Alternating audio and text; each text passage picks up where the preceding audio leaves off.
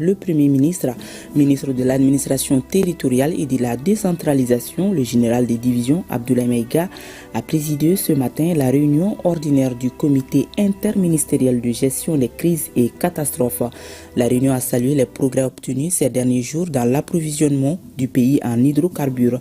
Le chef du gouvernement s'est réjoui de la mise en œuvre du protocole d'accord signé entre le gouvernement, le groupement malien des professionnels du pétrole et le groupement professionnel des pétroliers. Le Premier ministre a par ailleurs invité les services de sécurité à lutter contre les réseaux parallèles. Reportage Mamari Kone et Aliou Touri. Quelques jours après la visite du Premier ministre au bureau des pétroles de la Direction générale des douanes et à l'Office malien des produits pétroliers OMAP, on s'achemine vers la normalisation de la fourniture en carburant des populations. Pour en arriver là, il a fallu signer un protocole d'accord entre le gouvernement et les opérateurs pétroliers, notamment le groupement malien des professionnels du pétrole GMP.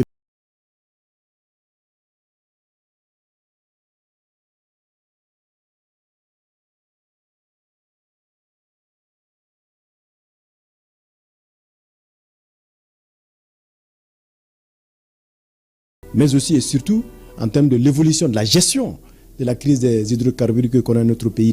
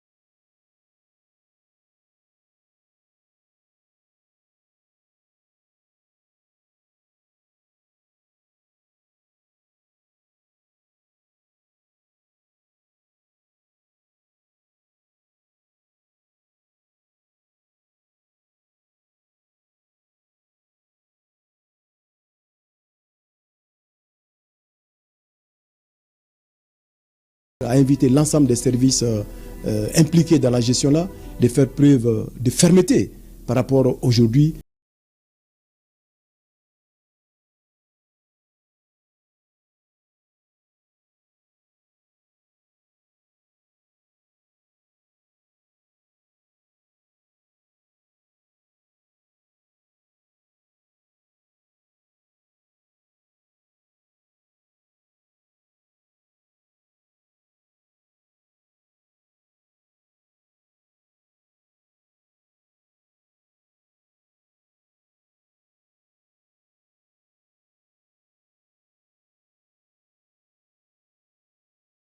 Le retour progressif à la normale. Des différentes interventions, le Rentier qu'environ 250 camions-citernes ont été réceptionnés en l'espace de 72 heures. En ce qui concerne l'approvisionnement correct des marchés en arrêt de première nécessité, pas d'inquiétude. Le ministre des Transports et des Infrastructures a fait le compte-rendu de sa récente mission au Sénégal en vue de l'acheminement des produits en souffrance au port de Dakar. Ces derniers temps, les corridors ont fait l'objet d'attaques barbares, ce qui a fait que les flux auxquels les marchandises arrivent au port de Dakar ne suivaient pas les flux d'évacuation de ces marchandises. Donc, ce qui a entraîné une congestion au niveau du port autonome de Dakar et les plateformes privées vers lesquelles les ports autonomes de Dakar étaient obligés de transférer à Lien.